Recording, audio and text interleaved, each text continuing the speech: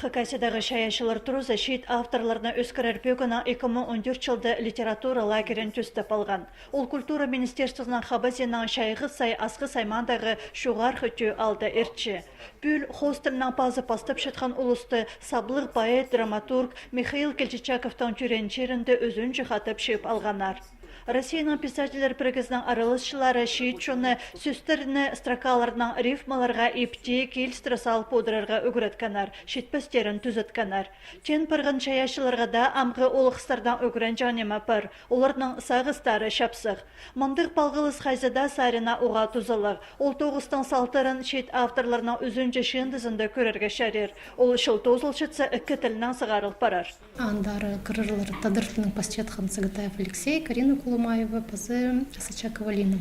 Олардың кибелистер, пазы, возможно, пьесаны Киров Сандары Алексей Сагатаевтың.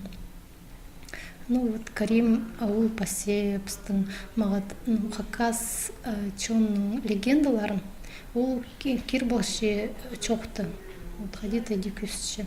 Карим Тугужиков литература лагерінде үкі қатып аралысты. Ирткін жылды пасқан чаяшы тоғызы ұлық шоқ кезегі понады шет авторларының үкінже шендізінде сықты.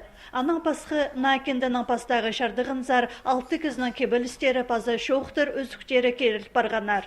Үкінже шардығынды шасқа шетнеміз ше опыды салы ұлық авторлар тоғыстары перілші. Зарянова Татьяна, аның пар пост шендізі.